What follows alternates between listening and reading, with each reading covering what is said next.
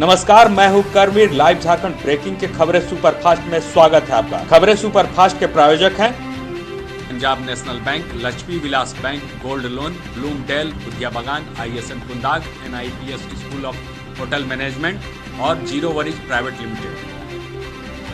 Corona virus का कहर जारी। विश्व में अब तक 5,833 मौतें, 1,55,000 से अधिक संक्रमित।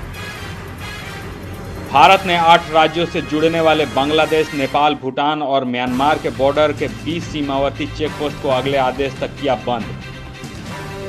प्रधानमंत्री नरेंद्र मोदी समेत सार्क देशों के 5 प्रधानमंत्री कोरोना वायरस से निपटने के लिए वीडियो कॉन्फ्रेंसिंग के जरिए करेंगे बात।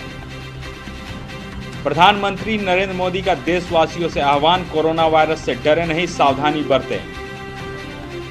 कोरोना के डर से झामुमो केंद्रीय कार्य समिति की बैठक बीच में ही हुई स्थगित। राज्यसभा चुनाव और सदस्यता अभियान को लेकर होनी थी चर्चा।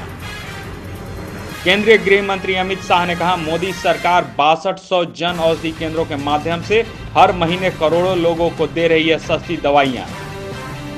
केंद्रीय गृह मंत्री अमित शाह ने कहा, प्रधानमंत्री नरेंद्र मोदी के नेतृत्व में सरकार ने MBBS की 29,000 सीटें, नीति आयोग भी 10,000 सीटें बढ़ाने की दिशा में काम कर रही है।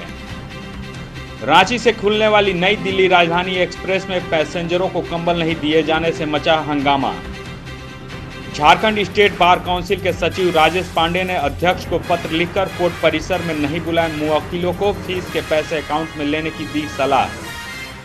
राजधानी में कोरोना वायरस से बचने के लिए उपयोग में आने वाले मास्क और सैनिटाइजर की कालाबाजारी पर रोक लगाने का जिला प्रशासन का फरमान। मध्य प्रदेश के राज्यपाल लालजी टंडन का निर्देश, 16 मार्च को बहुमत साबित करे कमलनाथ सरकार।